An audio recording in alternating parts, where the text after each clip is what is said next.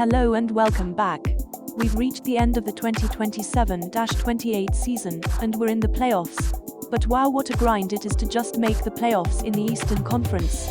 I'm almost tempted to jump over to a Western Conference team, except in that case I'd have to deal with Arizona, who's currently enjoying a 4-year dynasty.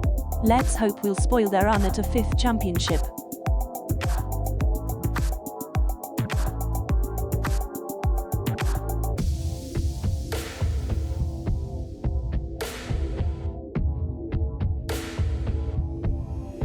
Here's a look at the players' end-of-season stats.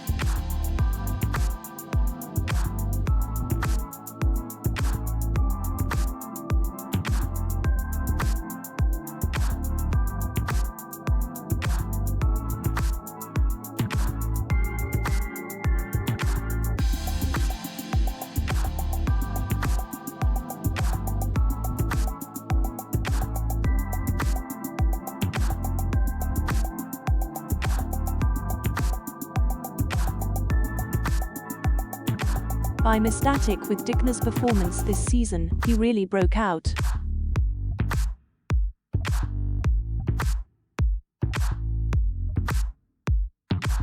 I'm also pleased with how the farm team performed this year. It's their best season yet.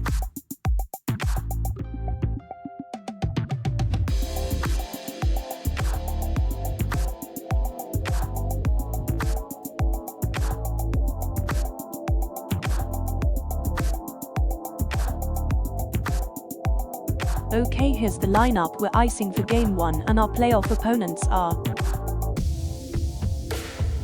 the Maple Leafs. Oh, the rivalry is reborn.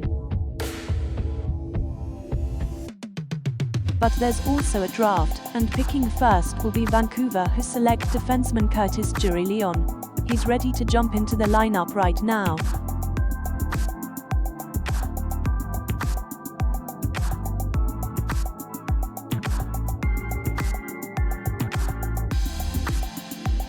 Up next is Washington, who selects the next best defenseman Matt Farrell, who to be honest is just as good as the first one.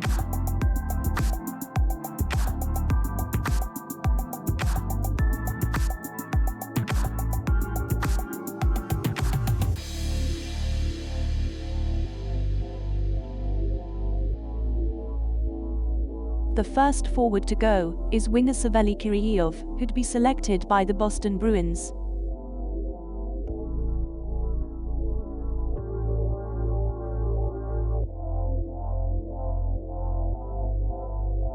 The Wild pick fourth and take another winger named Anton Kapov.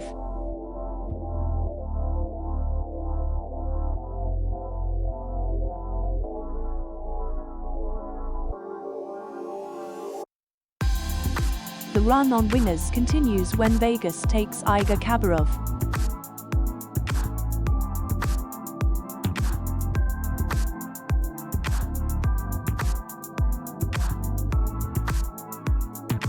Next up are the Flyers, who continue the streak on wingers by selecting Ayrton Shepherd.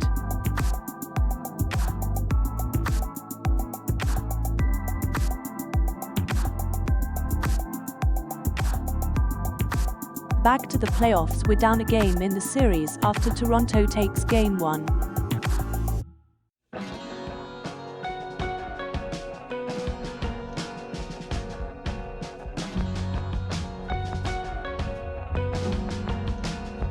For Game 2, I believe we're icing the same lineup. Let's hope they can even the series. Now, we've not yet faced these Leafs in the playoffs, so let's take a look at their team. First, I should explain that after winning the championship in the very first season, the Leafs fell out of contention and went into rebuild, so the team you see today is stocked with young talent.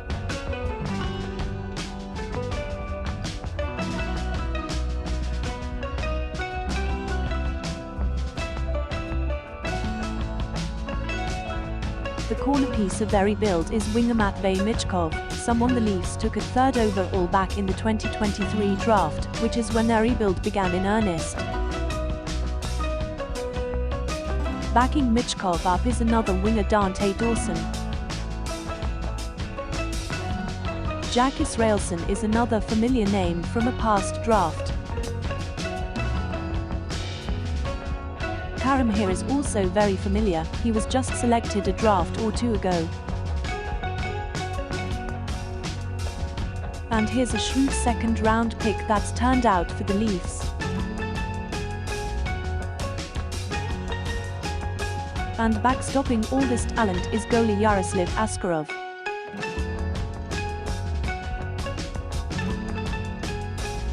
Back to the draft, picking at 7 are the Rangers, who take the next winger in line, Riley McKeon.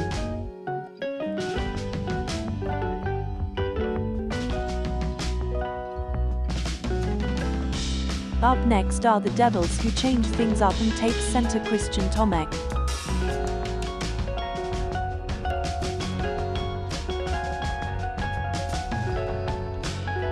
Nashville also takes a center, this one being Derek Batchelor.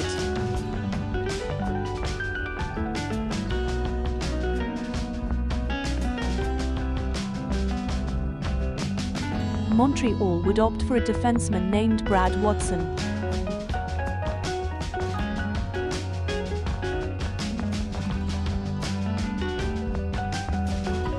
Following that would be Winnipeg taking defenseman Patrick Didot.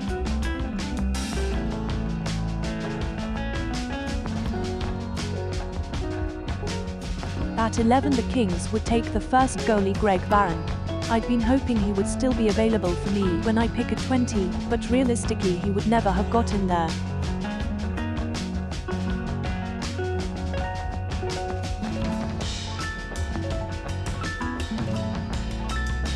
The Kings also held pick 12, and they take center Lars Arvidsson.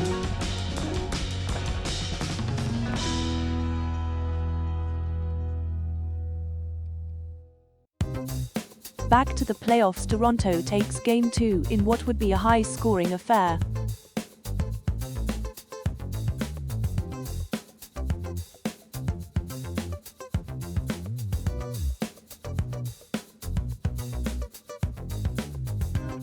After these past two high-scoring games, I'm giving Sogard a start just to switch things up. Back to the draft, the next pick is center Phil McNabb.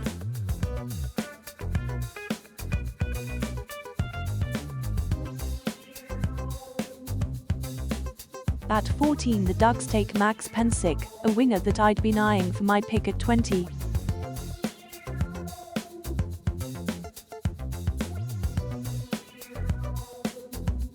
Another winger named Cody Cleary is taken by the Blues.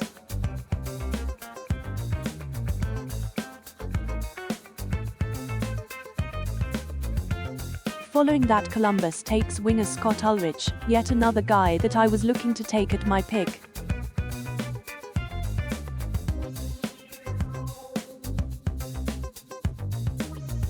Picking at 18 is Vancouver, who selects defenseman Ivan Lebedev.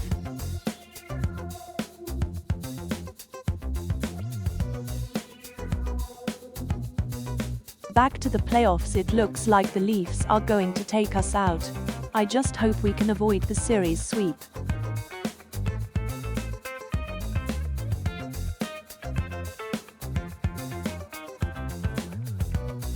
Okay, we're putting Merilanen back in goal and hoping for the best. Back to the draft, at pick 19 the Avalanche select winger Neil Mutter.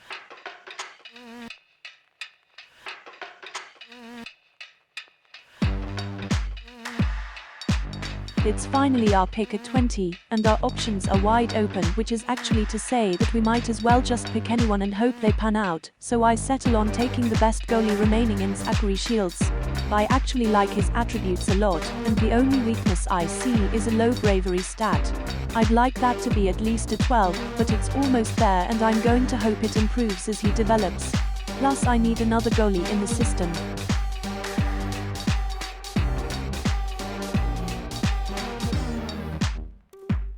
Well, we win Game 4 and keep the series alive for another day.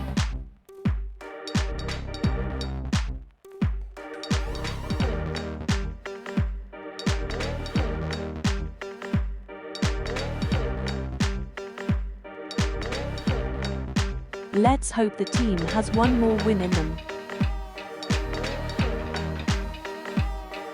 Here's the remaining picks of round 1. Of these picks, the only notable, in my opinion at least, is defenseman Baron Curry. Sadly, our playoffs have come to an end. While it probably wasn't the only reason why we've fallen short again this year, I do think the lack of a good partner for Chabot is part of the problem, and it will be one thing that I'll try working on this off-season. I'm going to skip ahead a little now and show you how the rest of the playoffs unfolded. The conference finals would see Arizona against Dallas and Tampa Bay against Florida. Arizona is once again riding that strong core their GM put together early on, and might just get a 5th championship for it.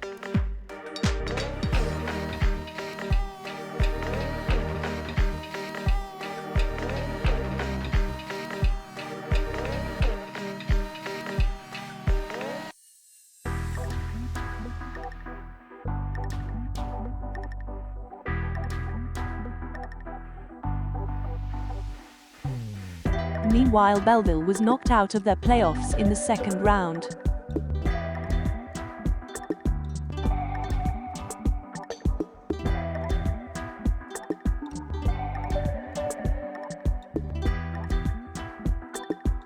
So let's find out who the latest champions are.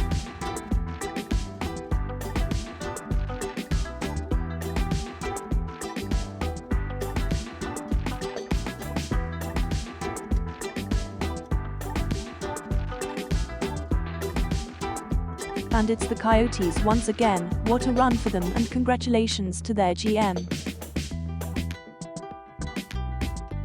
While we look at the final player playoffs stats, I realize that this off-season will see significant change.